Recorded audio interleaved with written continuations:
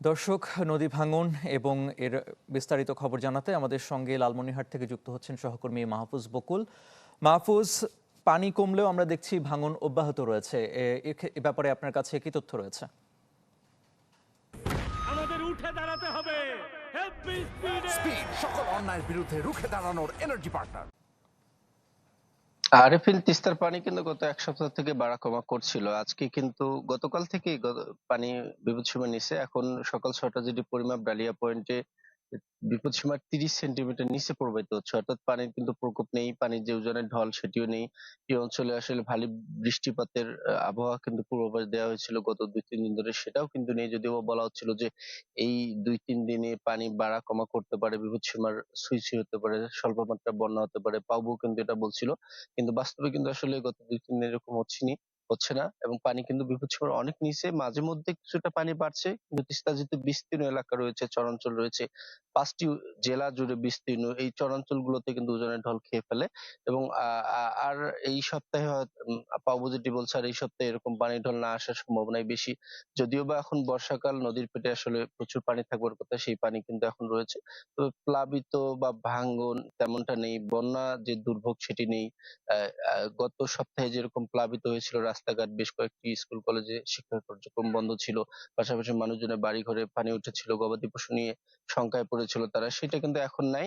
পাউবো বলছে যে আসলে এই সময় পানি আরো কমতে শুরু করলে তখন হয়তো তীব্র ভাঙন দেখা দিতে পারে, এবং ভাঙন প্রবণ এলাকাগুলোতে তাদের বিশেষ নজরদারি এবং প্রস্তুতি রয়েছে। সব মিলিয়ে ছিল আমার কাছে লালমেট থেকে সবশেষ আরফিন। মাহফুজ, আপনাকে ধন্যবাদ। সহকর্মী আসাদুজ্জামান মামুন যুক্ত হয়েছেন গাইবান্ধা থেকে। আমরা তার কাছ থেকে জানবো সেখানকার খবর। মামুন, গাইবান্ধার কি পরিস্থিতি? আমরা লালমনিরহাটের কথা শুনছিলাম, ওখানের কি অবস্থা আমাদের জানাবেন।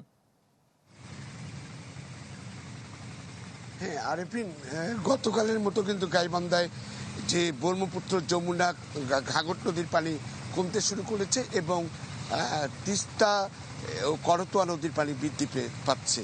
এখনো সকাল ৬টার খবরও সেটা তেমনটাই জানতে পেরেছি পানি উন্নয়ন বোর্ড কন্ট্রোল রুম থেকে। কিন্তু সেই সাথে পানি কমা এবং বাড়া দুটোর মধ্যেই কিন্তু গত এক সপ্তাহ থেকে চলছে। ব্রহ্মপুত্র, যমুনা, করতোয়া, তিস্তা এই নদীগুলো কিন্তু এক সপ্তাহ থেকে পানি বাড়ছে, কখনো কমছে, এমনটি খবর কিন্তু পানি উন্নয়ন বোর্ড কর্তৃপক্ষ দিচ্ছে।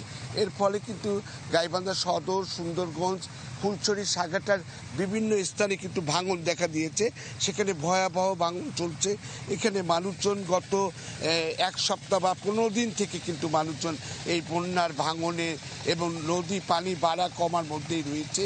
চরাঞ্চলের নিম্ন অঞ্চলগুলো কিছুটা তিল, তারপরে পাট শাক, বাদাম, বেগুন, এই সমস্ত কিন্তু ফসল কিন্তু পানিতে নিমজ্জিত হয়েছিল, সেগুলো কিন্তু কিছুটা তারা কিন্তু ক্ষতিগ্রস্ত হয়েছে। এবং পাশাপাশি আপনার হচ্ছে এখানে যে ভাঙন প্রতিরোধের জন্য কিন্তু পানি উন্নয়ন বোর্ড কর্তৃপক্ষ কিছু কিছু জায়গায় কাজ করছে, আবার অন্যান্য জায়গাগুলো মানুষ তারা কিন্তু এই বন্যার আতঙ্কে বা ভাঙন আতঙ্কে রয়েছেন। এই ছিল সর্বশেষ খবর। আরেফিন। মামুন, আপনাকে ধন্যবাদ।